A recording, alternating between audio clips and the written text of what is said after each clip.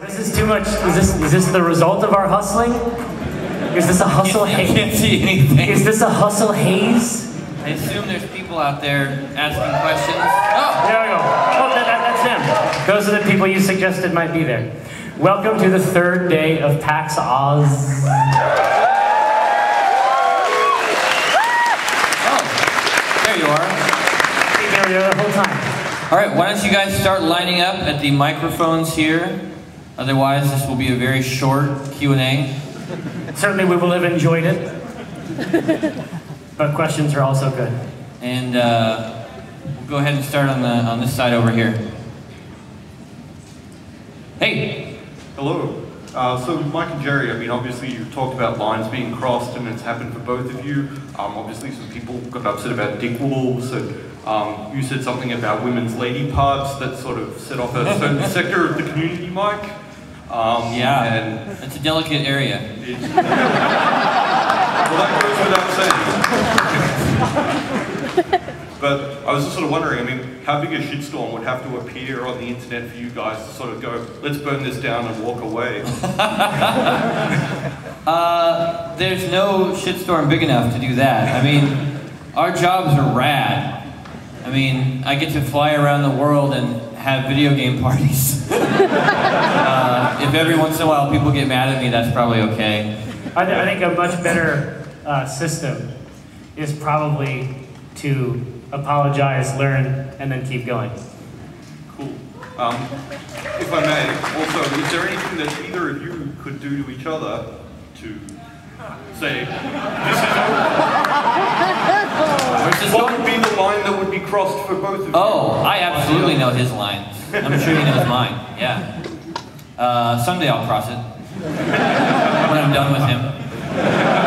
We're going to finish one final act. All right. No worries. Thanks very much, guys. Yeah. Pleasure.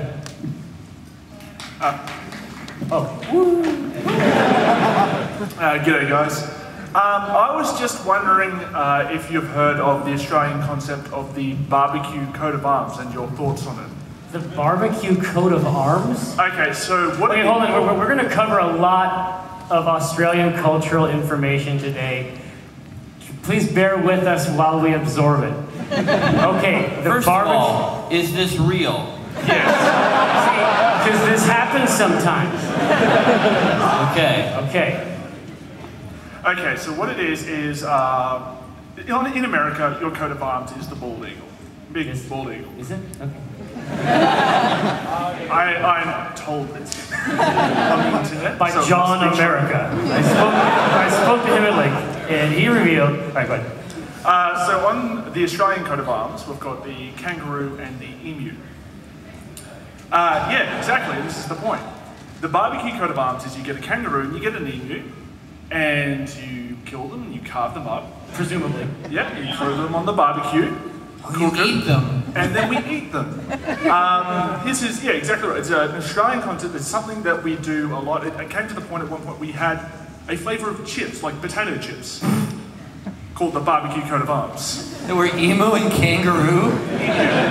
Emu? Emu. Sorry. Like I said, we need time to absorb.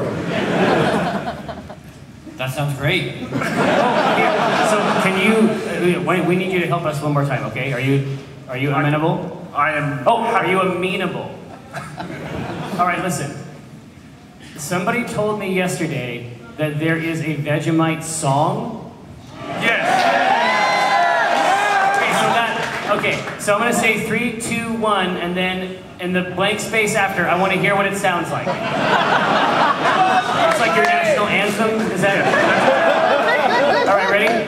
3, 2, 1. As bright as rock can be. We all enjoy our Vegemite for breakfast, lunch, and tea. Our mother says we're growing stronger every single week because we love our Vegemite. We all adore our Vegemite. It puts a rose on every cheek.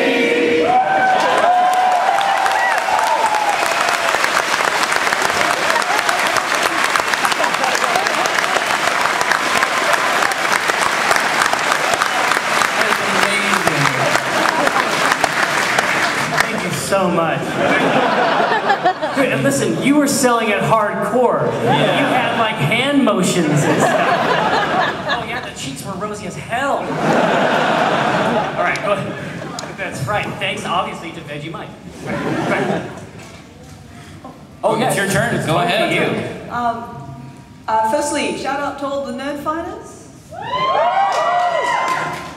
Also, thank you very much for donating to the Trevor Project. Oh, yeah. I was wondering whether you had any further plans or ideas to make queer people.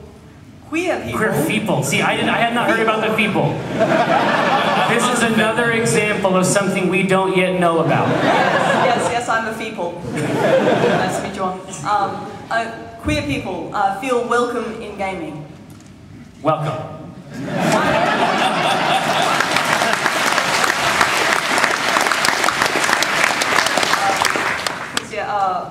Hi, my name is Janet and I'm a genderqueer, and by doing that, I think I might be the most out gay man in the group. And there's 2,000 people here, so yeah, I think we can do better to go, hey, this is cool. So yes. You seem very cool to me. It took a long time. It takes some doing. There's a regimen, presumably. Oh, well, you know, every time it's like, oh, stop fagging up the room with your feelings, girl. And I'm going, yeah, I am a fag, but that's, oh God, this is too hard to explain. But yes, I'm like 30% guy, and yes, I am only into guys, so yeah, I am a fag. And most people, like, it's, especially among the gamer community, I find it's very hard. Theatre community, they totally get me. Gamer community is right like, here. oh, what? It's kind of the reaction I tend to get. So. It's a process of education. It's a process of visibility, exposure. Please keep coming back. And can you do mid? Can you run middle in League of Legends? Sure, yes, all right. I will. That's the main thing.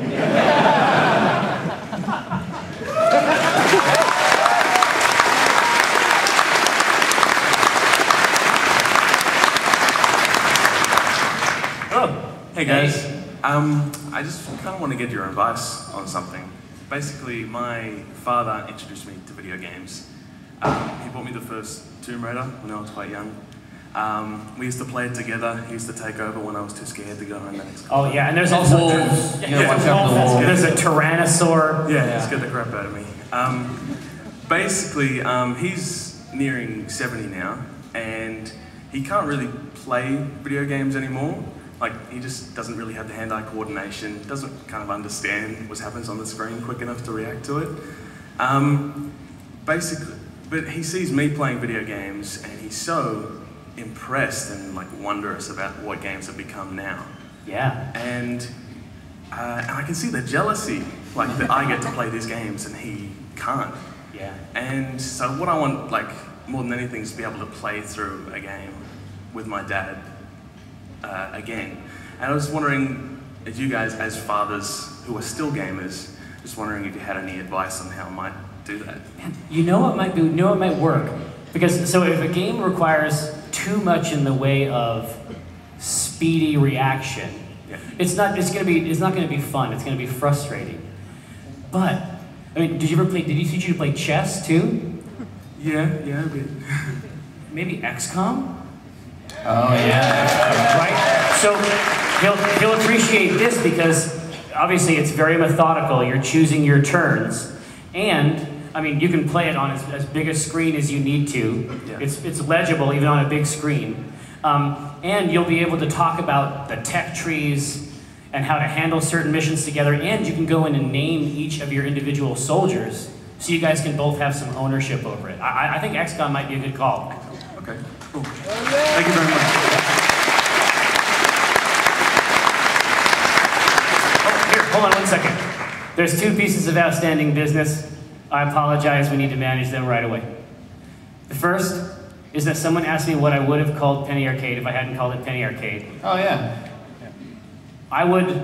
Today I would call it Arcadia. which is to say of the arcade, right? But back then I wanted to call it the couch. Because if you look at the early part of the archive, couches figure prominently. It's a theme. There's a couch-oriented theme. And the second thing is that a lady asked me a question yesterday that intimidated me so much, I answered it in the stupidest way possible. That doesn't surprise me. No. And it actually kept me up at night. She wanted to know what literary characters we wanted our children to emulate. See, thank you. Here, listen, I'm not gonna fuck this up this time. I thought about it all night and I was like, why did I even answer it that way? Like, one of them is a real person who's passed into legend, and the other person was an author. Like, neither of those people are fictional characters. So, here we go. Ronya, my daughter, is literally named after a character from a book. That is who I want her to emulate. Ronya the Robber's Daughter is a coming-of-age story, like the one that we have all read 1,000 times, except it's about a girl in a ruined keep in a forest. It must be read. Second, for my son, I always felt bad that I didn't give him a name of sufficient destiny. But if I was to have him emulate a literary character, it would be Mercutio from Romeo and Juliet. Because I want him to have in him a demand, a desire to see bullshit and call it out with poetry.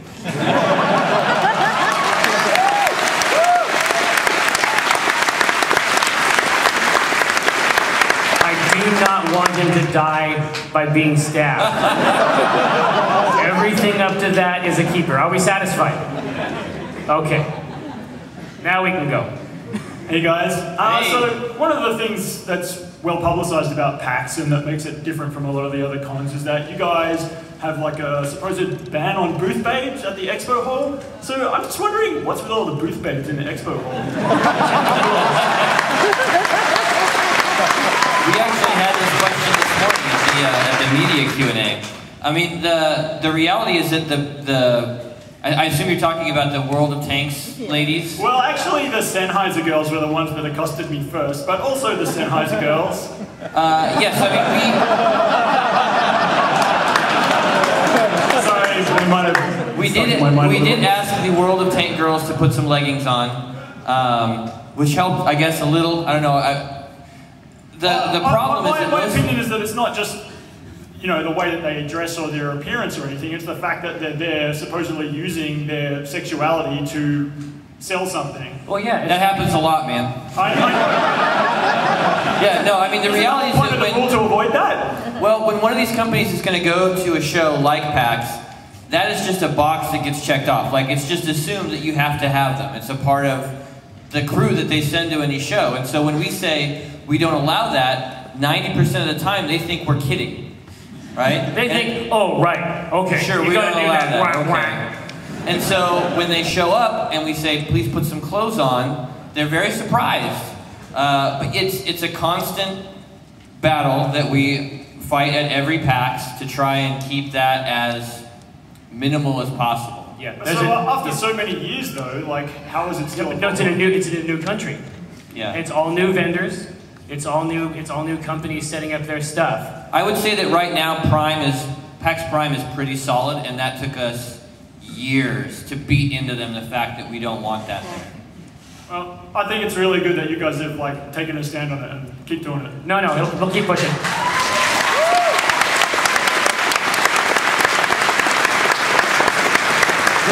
As an aside, I was talking to Brennan and I were at the Just Dance booth, and they had a booth boy.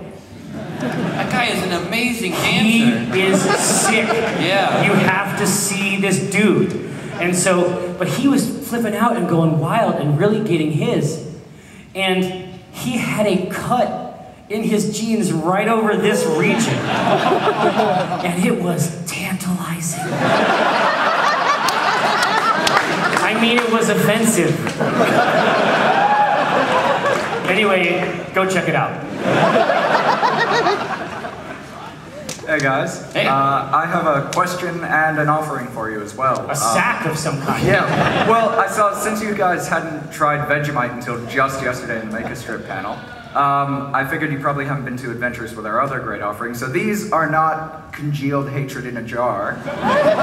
This is not Australia's portable Schadenfreude like Vegemite is. Right. These are some of our better known lollies and so on. So I thought we love Lollies. Yeah. So good. Yeah, so I got you those, and I also had a quick two-part question for you guys. Yeah. And it's a pretty important one, so I hope you take the due diligence with it. This matters, people. This is one of the big questions of life. Let's say a wizard, thank you, but sadly inapplicable. That's actually the answer to Let's say a wizard cursed your favorite food, such that 1 in every, say, 5 million of that food exploded the moment you bit it, fatally. Would you still eat that food? And if you would, what is the acceptable ratio? What is the unacceptable ratio of explosion to normal food that you would accept? How dangerous would you be?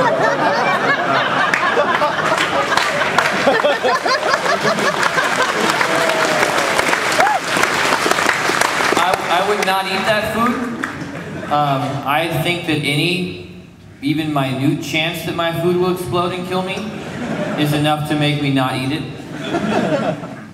Could you really say that you loved it then? Butter chicken, butter chicken, butter chicken. And I don't care.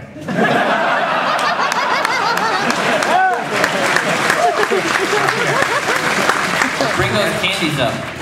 Sorry.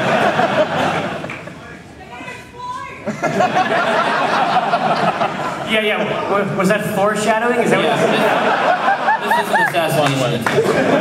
And it's going to succeed. Yeah, it's going to succeed 100%. It would be so easy to kill us. No, these are good. Sack of candy Why does it look like a grenade? I don't know. It's local. We love these. We eat them all the time. Take out the pin. Mike, Jerry, Sir. thank you for the JPEGs and everything else that goes with that. Yes, you're right. Mike, I love your work and looking at the genesis and the evolution of your work since the Daytona comic. It's been a long time. Daytona! Yeah. Plucking out his still beating heart, that was It made an impression that I Stuck with you.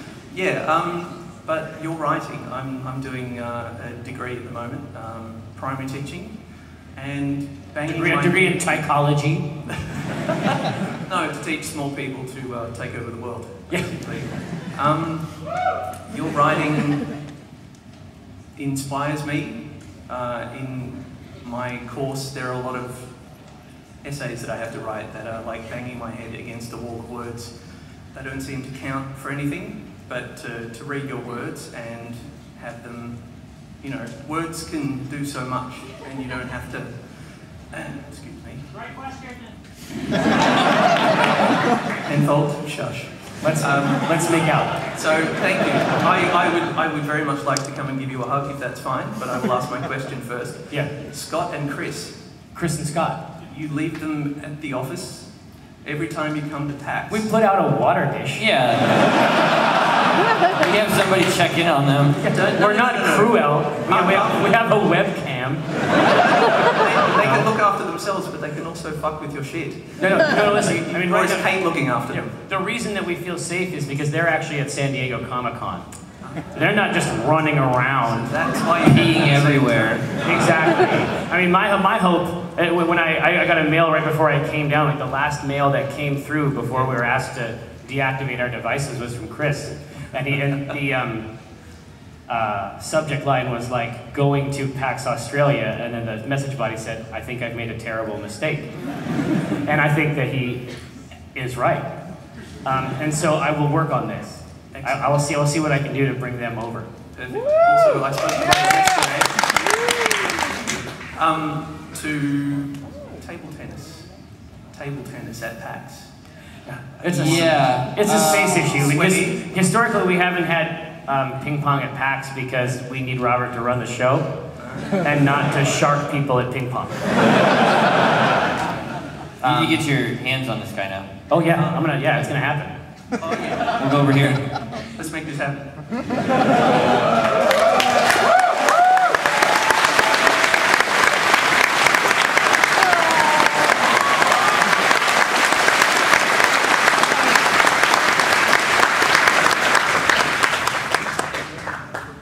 All right, over here. Hi guys, all the way from Adelaide. Any South Australians? And please excuse my croaky voice, I think I have the PAX box. Yes, it happened.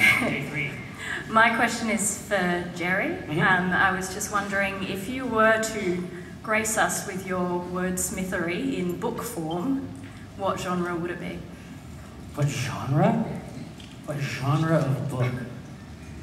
I tend to like books that are sort of like games in a way. Like, have you ever seen the movie Memento? Choose your own adventure? Well, no. More than that. Like, have you ever seen Memento, the movie Memento? Yes. So that's a movie that's like a game, right? Because you're pulling in all this information and you're desperately trying to order it. And so it would, if I was going to write a full book, it would be something like Precipice, but inside the narrative of the story, there would be a lot for the reader to put together and sort of play along with the narrative. So I'd love to have a book like that had room in it for the reader. So young adult vampire romance. Yes. With ponies. I think it's a growth market. Something like that. Excellent, thank you. Thank you. I think that's for you. For me? Yeah, thanks. Obviously, you're a big inspiration for a lot of us, myself being one of them. I think I wrote an essay once about Mike. And it inspired myself to make comics. I know a lot of other people must have been inspired the same way. Actually brought one, but I know a lot of people would ask you to look at their comics and give you critique and everything. I don't want that. I'd rather... No thanks. No thanks. I'd rather you just take it, tear it up, and tell me it's not the strip you're looking for. Oh, I can do that.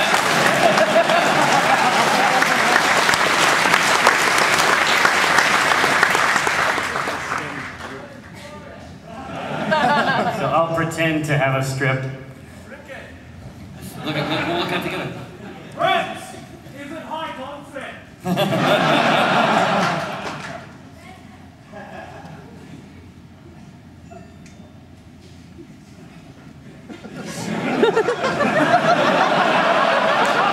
I can see what he's trying to do. I mean, it's a little high concept.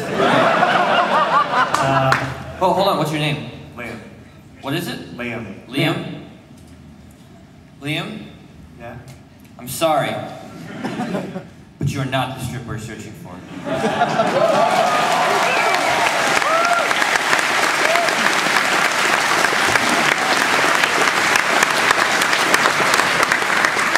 This is like a supervillain's origin story. Thank you. This is gonna go back to haunt us, man. You want your pieces? How can we help? G'day. A couple of questions for you, very quick. As soon as PAX was announced in Australia, I was instantly buying the tickets, having read and looked on the internet a lot about PAX and the whole culture. So I was so excited when it was announced it was in Australia. The first question really is, why did you pick Australia? Because some of the rumours at the time, when there was indications that PAX might be held for the first time out of America, may have been London or somewhere like that.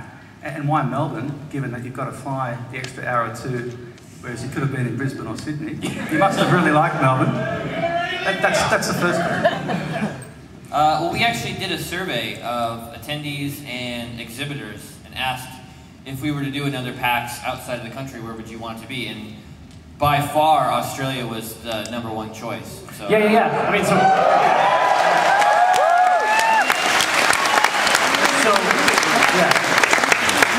I mean, I think that, the rumors were started that way. I think that everyone expects them to get it, right?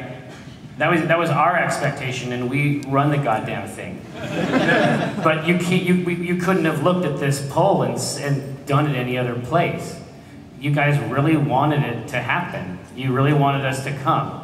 And it was so clear. And you've been so appreciative and so kind to us that it was obviously the right choice. So this is the main thing. So this is something, before part 2, I want to establish something very quickly. Because I've talked to hundreds of people over the last 2 days. And they all say, do you think that you're coming back next year? That's right. There was never any other outcome.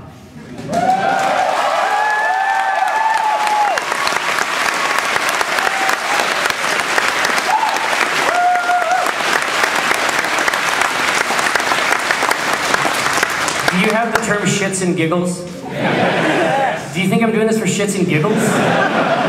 No. No, we're not taking the piss. Right? I mean, it had to happen. 2014, motherfucker. All right, please continue. Second part. So, lining up for the panels, getting to talk with a lot of people, gamers, who obviously I've never met, wondering how many of them have fragged me in Call of Duty on the Xbox and given me certain names. Yeah. One of the things, just as a comment, the amazing, the friendliness and niceness of gamers. Get a certain reputation about certain way that people are being treated online. The reality is when you come to a conference like this, people are so nice, and that's not just because we're Australian, but because I think we're gamers as well. This is what we've seen at the other shows. Like, where are these YouTube guys? They don't leave their house. I mean, I think they're typing on YouTube. Right now, they're typing like the videos that people have taken and posted to YouTube. They're typing comments on those videos right now at home. So it just hasn't been my experience at every one of these shows. It has been incredible. It doesn't matter where we do it. I know there was some nervousness even going to the East Coast where they have sort of a reputation, right? And it was incredible. It's the exact same vibe. Once you get a bunch of gamers into a place together like this, they just want to play games and have fun. But the question really is, as I said, lining up in the panels, having a talk with other gamers, some of us can't get into the panels. It's true. Some of the smaller theatres, the capacity is limited. And for myself, panels are a real draw card for PAX. Yeah. Just wondering, given that we're back in 2014 and beyond, any thoughts or maybe just giving you the feedback about ways in which we can expand the capacity for some of those? Yeah, I mean... Yeah. This is PAX 1.0. PAX has to start like this. I mean, you guys maybe didn't see, obviously, PAX Prime when it was its first year. It was in a different convention center than it is now. Boston was the same thing the first year. It was a much smaller show in a much smaller venue. We have to plant the flag and say, this is where we're going to have PAX. Let's go there and have it and learn everything we can, and then let the show sort of grow into that city. Yeah, there's only so much theoretical knowledge that we can get. And one of the reasons that we picked Melbourne was because it has such a great... Not from here, guys. One of the reasons we picked this place is because it has a great opportunity for us to expand the show and move into a better venue. Fantastic. Well, PAX has been an amazing success and look forward to next year. Thank you very much. Now, hold on a second. So, on the flight in, I sat next to a woman from Australia. That's fine. Who was flying home, and I said, listen, I'm going to I told her I'm going to Melbourne. And she said, okay. And I said, should I try to say it like Melbourne? And she said, no, because then you'll sound like a stupid American trying to say it like an Australian. Just say it with your normal accent. And I said, but won't I sound ridiculous? And she said, yes, but that's okay.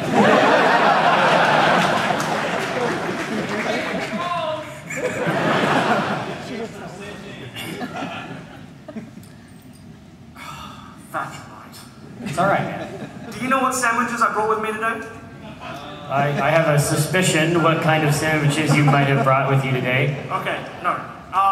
First of all, this question, the answer may actually be quite depressing.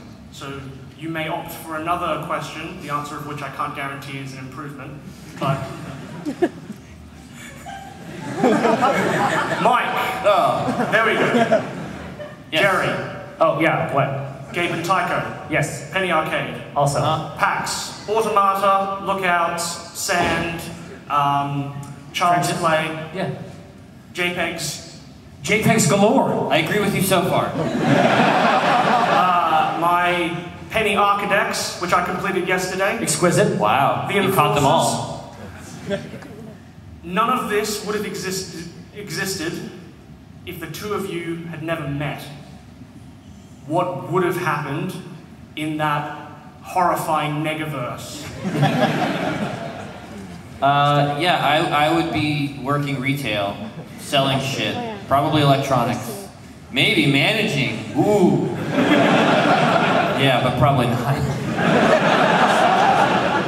I would be digging a grave deep enough to lie down in. May I ask my second question anyway? Yeah, sure. Well, because it's the third day of the convention and everyone's had enough time to catch something. A good friend of mine came back from Europe immediately before this, brought some souvenirs and shared them with the class. I'm currently doped up to my eyeballs to survive. We've heard about Jerry and the pants that needed to be thrown into the garbage.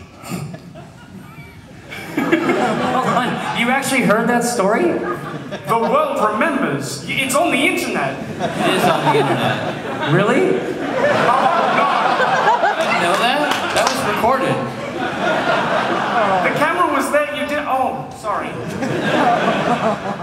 Everyone knows that, man.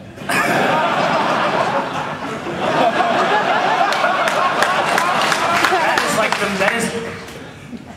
You said it in front of this joker right here with the camera. Well, yeah, but that doesn't mean it's like, oh, it's like, I figured there'd be like a gentleman's agreement. No. When you're talking about diarrhea. On Twitch. It was live streamed. Live streamed. From the butt. Right. So you want to know if there's an equally horrifying tale over here, I assume. No. Mike's story that I know of, that we know of, is from the podcast where you caught something that made you think that you had something precious that you needed to protect in your stomach from wolves. I'll remember that.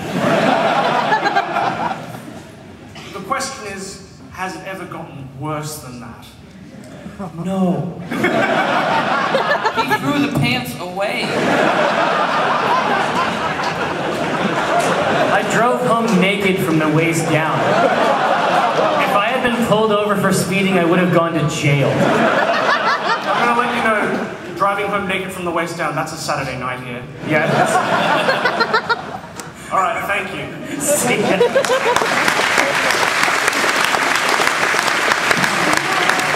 Oh God, it's a sense memory. Hey.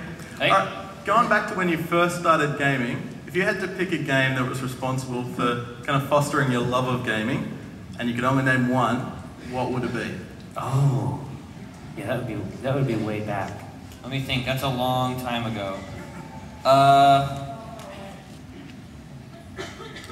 I think for me it would probably have been.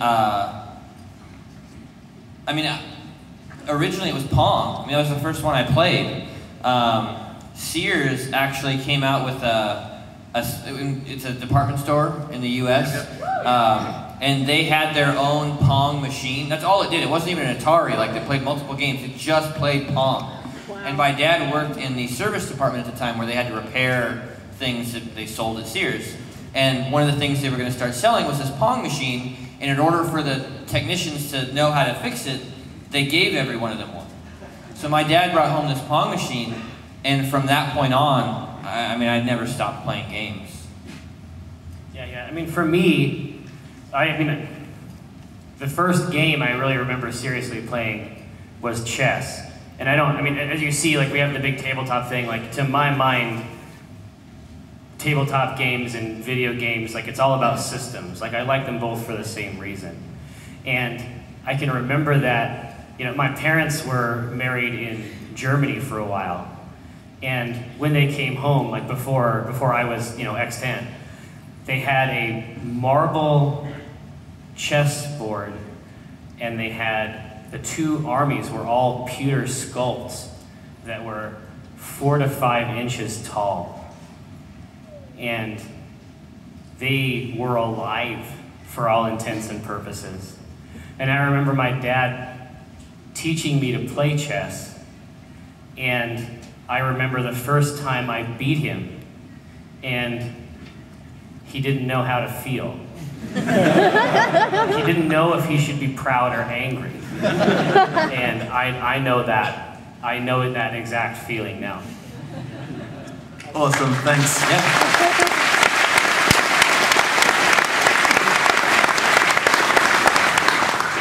Hi guys. Hey.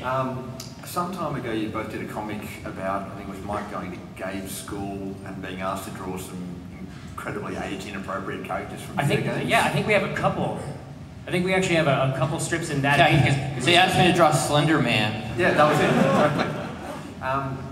In the write-up next to the comic, I think you mentioned that you were thinking of going to the school and talking to other parents about what their kids might be playing. Yeah. I was wondering if that ever happened, and if it did, how did it go? I didn't come up with that idea until the very end of the school year, and so I reached out to the PTA, but they didn't have any room left in their schedule, or schedule, sorry.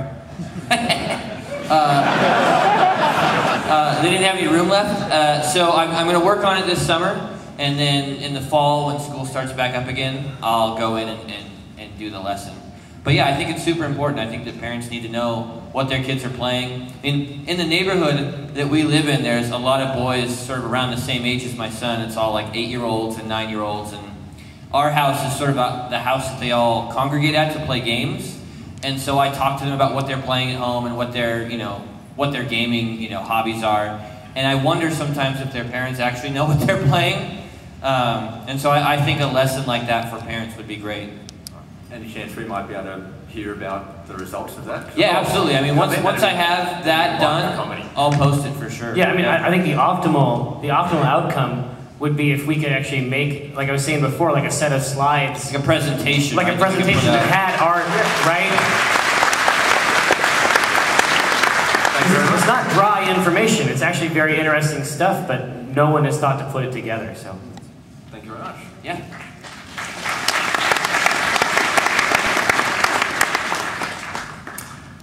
Hey guys, so as a team, your work now spans like multiple genres, multiple media, but I'd say primary would be comics, and it spans multiple genres, but I would say your primary would be comedy. I'm a stand-up comedian, and I wonder, are there any comedians that you could point to as particularly formative in developing your own senses of humor? Yeah, I mean, when I was growing up, my mom let me watch Kids in the Hall, which she probably shouldn't have. Yeah, she should have. Yeah, but... What, and Eddie Izzard. And Eddie Izzard, yeah, like... Right? My mom had a thing for British comedy and I guess Canadian comedy. Like, she let me watch a lot of that stuff, and for me, that was super, super formative. Like, I get a lot of my sense of humor from, I think, Kids in the Hall. Yeah, that's pretty solid. I'm not sure I could top that.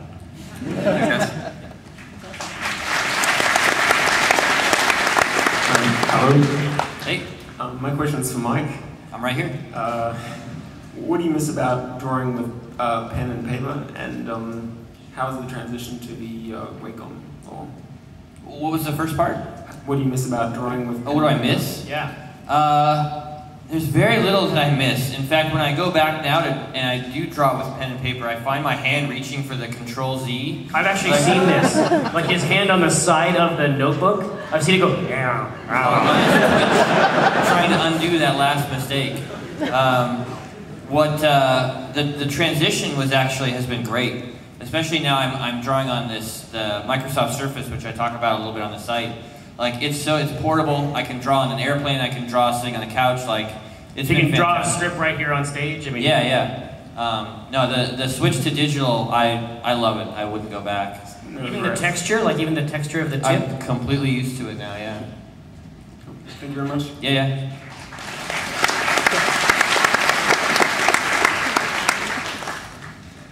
Hey guys, I just wanted to say again, thanks so much for bringing this down to Australia. I just wanted to ask, I've been a fan of Penny Arcade for a fair while now, and it was a huge relief to me when you guys picked up extra credits on Penny Arcade TV. Great show, right? Because it was brilliant. It was in limbo for a while there, and I'd been watching Penny Arcade TV for a while, so it was awesome to have it all in the same place. My question is, how closely do you guys sort of work in with them? Do you have any... Not at all. So they just kind of have free reign, and... No, they're just friends. They're just friends of ours, but we don't collaborate on the show. All right. And what did I was just sort of wondering, like, what do you guys think about what James is doing at the moment with sort of campaigning for games as a force of good, rather than just trying to fight accusations that games are bad? Yeah, I think that James, and I tried to call this out. He had a fundraiser on the site, and I tried to call that out on Penny Arcade. I think it's pretty tactical. Generally speaking, I think that we get caught up reacting to a lot of that stuff that happens in the culture, where we just sort of, we boil over when something like that happens. And I think that what he's trying to do is create a counter narrative, right? To create a way of thinking about gaming and gamers that simply isn't out in the culture right now. I think it's a tough job, but I'm definitely keeping an eye on it. Absolutely. Thank you so much, guys. Pleasure. Hi, guys. Hey. Just two things. I've got a statement and a question. Attended my first PAX last year at Seattle, and it was fantastic. The one thing that really stuck with me was just the enforcers. They're just so polite, so helpful, and found the same thing here as well. So yeah. I'd like to take this opportunity to thank them for their Yeah. awesome work.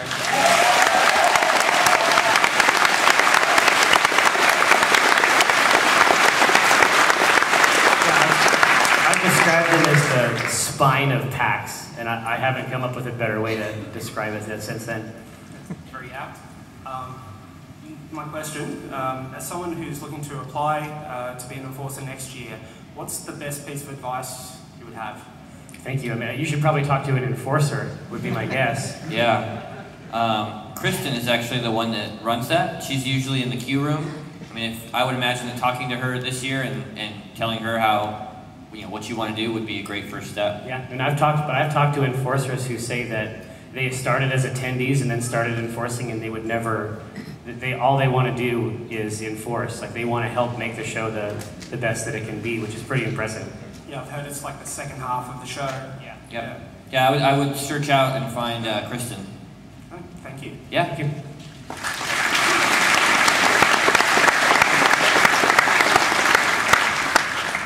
Hi guys, so this is more of a request. I'm a scientist, and one of the projects I'm working on at the moment is a device that we've made for a telescope to find and study and detect Earth-like planets that are habitable in alien solar systems. That's now, awesome. Now, thanks. It's just a little thing I'm doing. It's a job. Now, one of the, so I guess it's a tradition, before the instrument goes on the telescope, it needs to be given a name. So, I'm not very creative, right? And, I was wondering if you guys can do me the honor, before it goes up in a couple of months in Hawaii, of naming this instrument.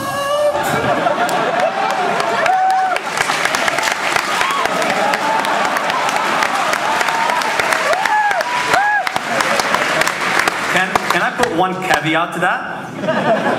Hold on. Just one caveat. Hold on, he's being a jerk. Funding bodies will see this, international ones. Sure, so. of course. Okay, listen, I'm doing something right now.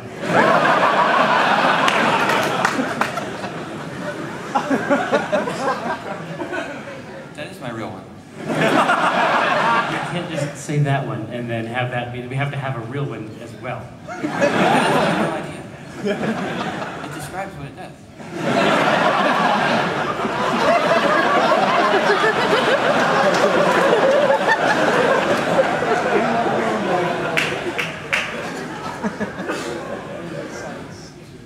I'll do the one. You do your great one. Okay. The World Finder.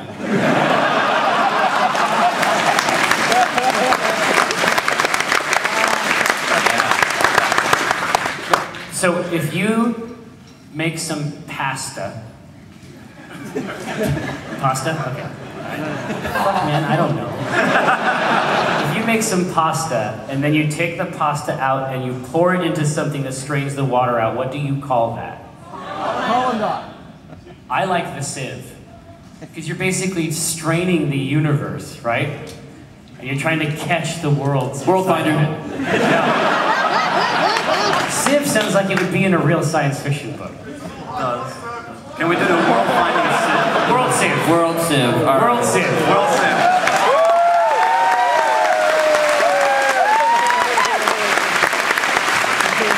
AKA the World Finder. In parentheses. Go ahead. Hey, thanks for letting me follow that guy. Are you finding worlds? Only in my heart.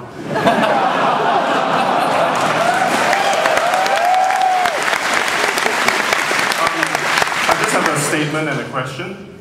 So, there's been a lot of talk about Vegemite. Not really a big fan. It's even... No, listen, no blood. Well, if you cut them, just black tar comes out. Yeah. This is what I'm talking about, man. All right. I mean, it's even made it to the official PAX swear word. It did? Yeah. Oh, yeah. Part of it. I just want to say, I mean, it's a yeast extract. There's nothing fancy about that. Yeah. And, you know, Is there a statement or a I'm getting the crowd on my side first. And the same, I guess, you know, did you know what it was before you came up with the swear word? Oh, yeah. Yeah? Yeah. I mean, yeast just gets everywhere, huh? That's been my experience. Holy shit! Right there, man. She has headphones on. No, your wife! Oh,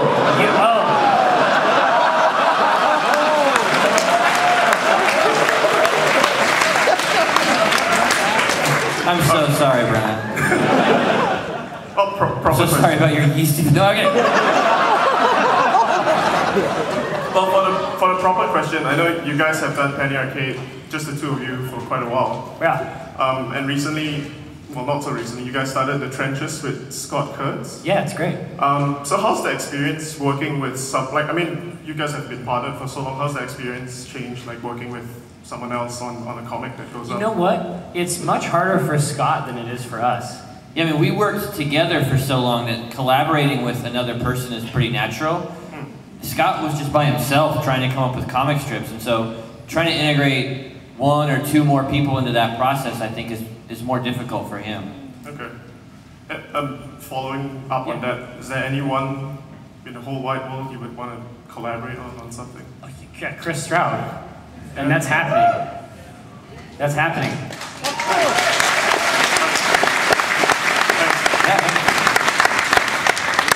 Hello. Hi. Like everyone else, gonna start with a statement.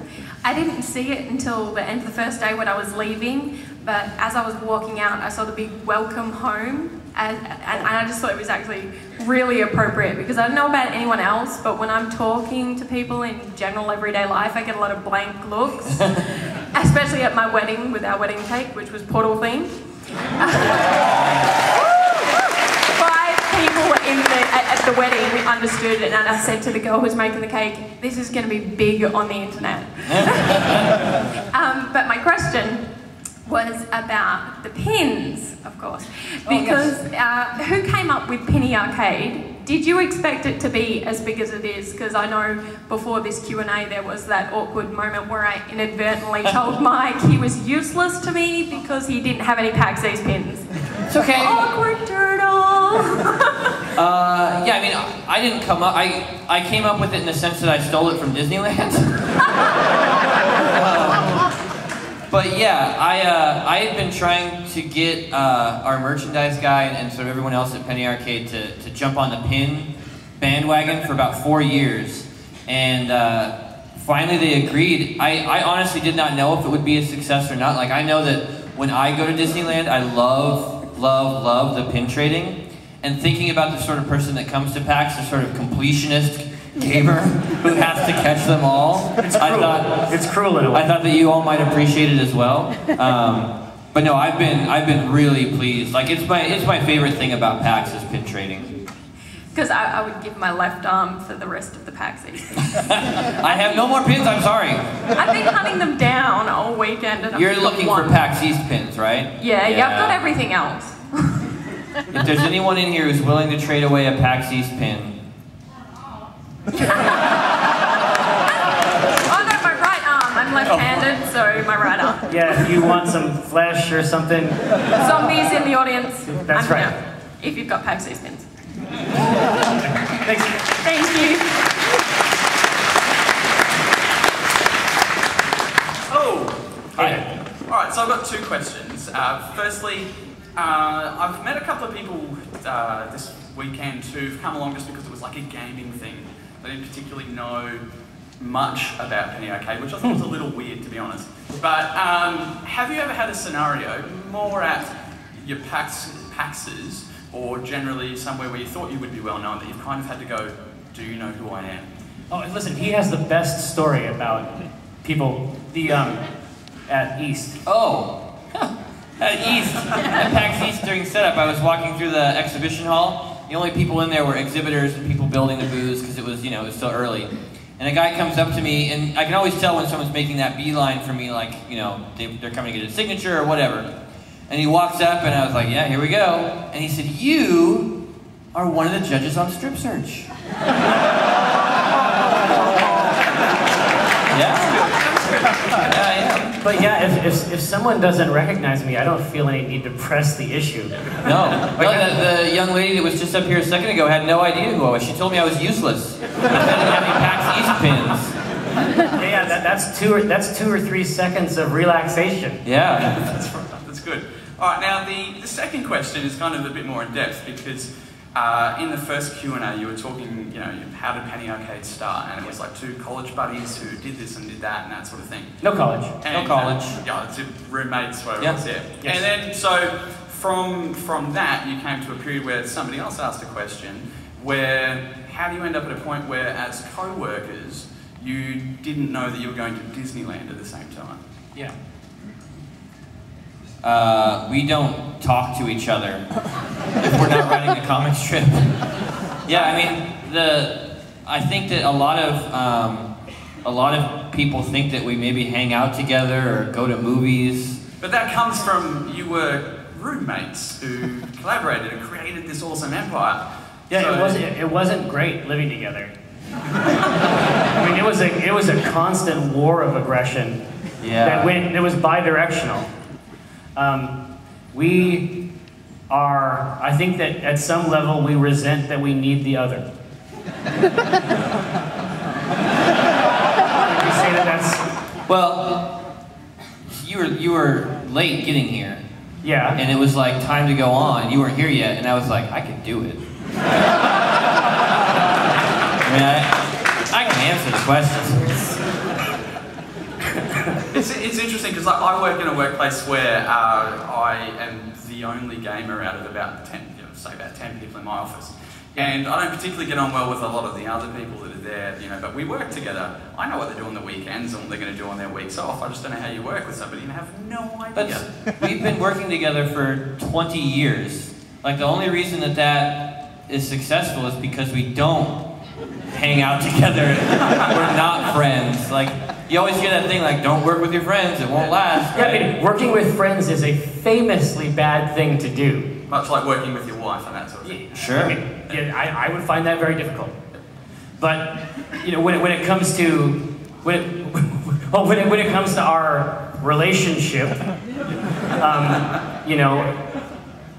a big part of it is that we respect each other's privacy. Cool. Yeah. Thank you very much. Yeah.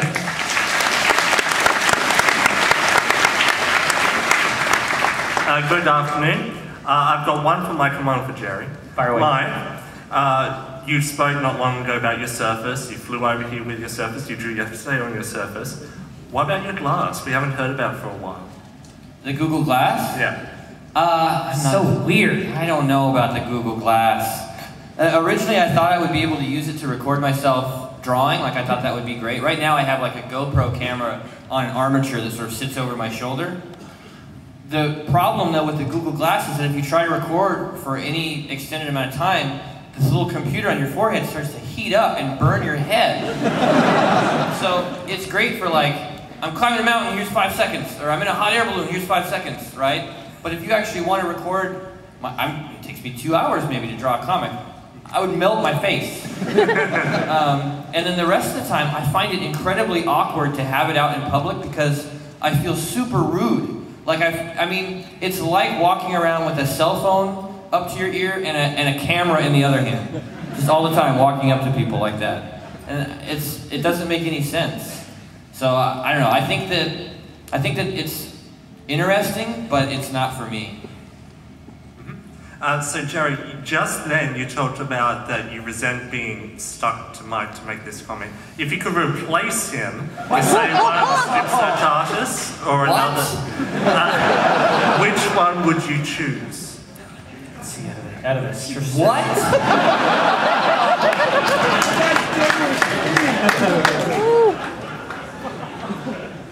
I think you're not going to answer it.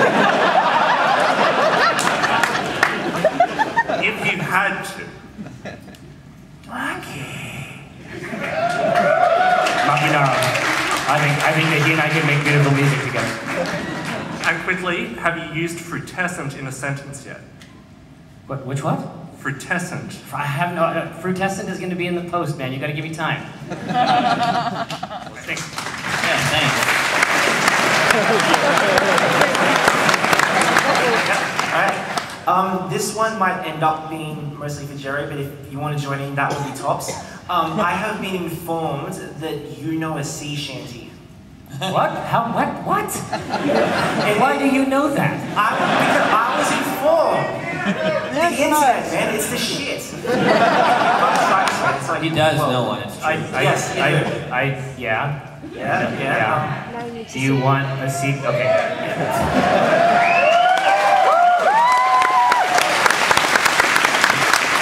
I mean, if Mike wants to join in, you know, you can... No. Okay, jump in if you know this one. Sing me a song of a lad that is gone, say, could that lad be I? Merry of soul, he sailed on a day over the sea to sky. Mars astern, Ron on the port, high on the starboard bow. Glory of life shone in his soul. Where is that glory now?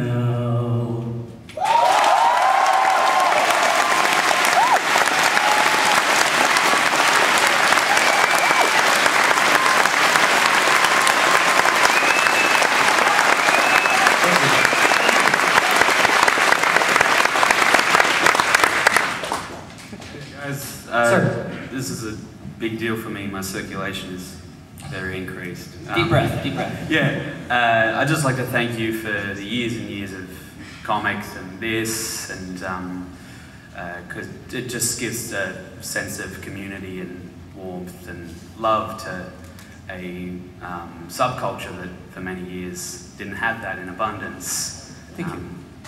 It's our pleasure.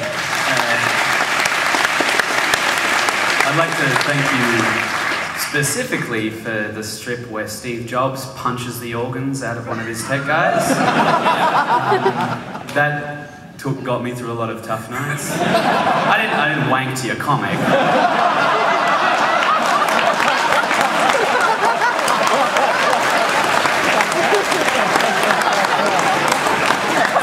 The sentiment's the same. I do have questions.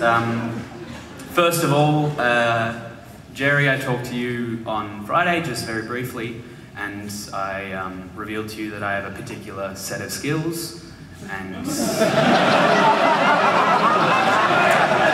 Yes, I remember this conversation. I propositioned that in exchange for those skills applied to various areas of your body, I would get pins.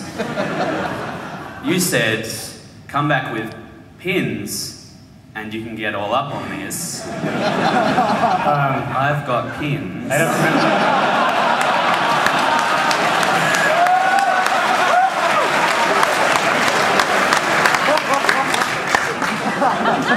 Yeah, it's not clear. I'm talking about blowjobs. Yeah.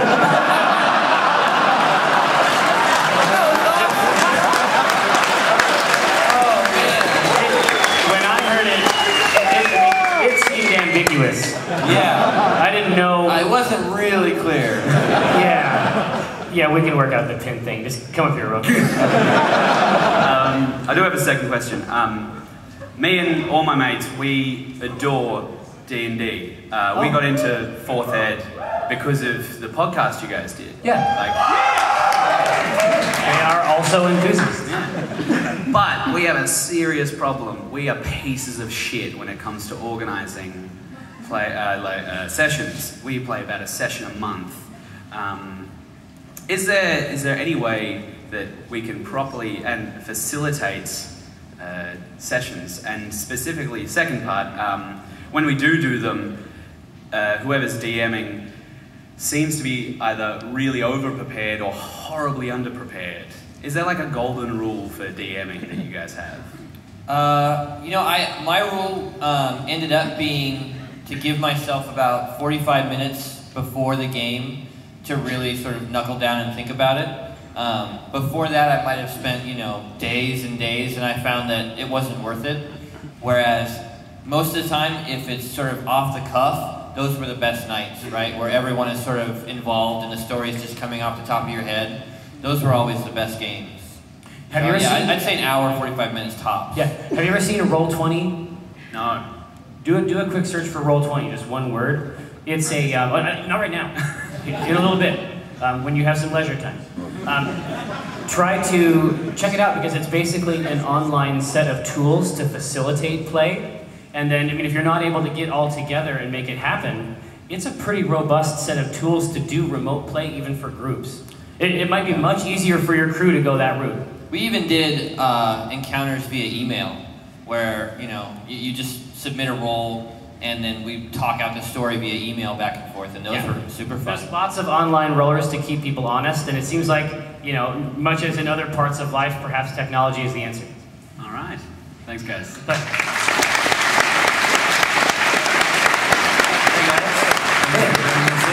I've got two questions and a request. Yeah. Mike, first question might divide this audience. Do you pronounce a GIF or GIF? It's an animated GIF.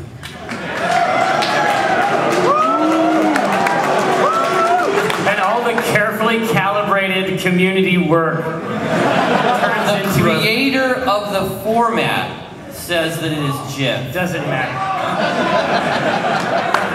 Listen, at Christmas time, do you guys open all your GIFs? That's what I do.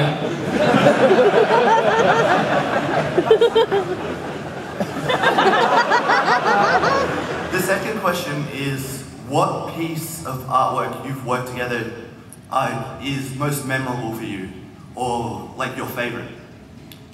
My favorite piece of artwork that I've done? Yes. Give me 1 second here. that we've done together? That we've done together or that I've done? What he does isn't really art. That's the only kind of art I have. Probably my favorite piece that I've done recently was a Daughters of the Airwood piece that had a mother with roses in her hair, and she had her hands on a Daughter of the Airwood in front of her. I think we ended up giving that one away maybe in the Kickstarter. Yeah. Mostly any of the Lookouts or Daughters of the Airwood stuff I do is probably my favorite stuff to draw. Okay, awesome. And the request is, can I please trade you for a pin? It's the last one I need, Joe. I don't have my pins. Mike, sorry. Yeah, my wife up here has all my pins, so. Thank you. Ladies and gentlemen, that brings to a close the last Q&A of PAX Australia. Thank you very much for coming. And we'll see you next year.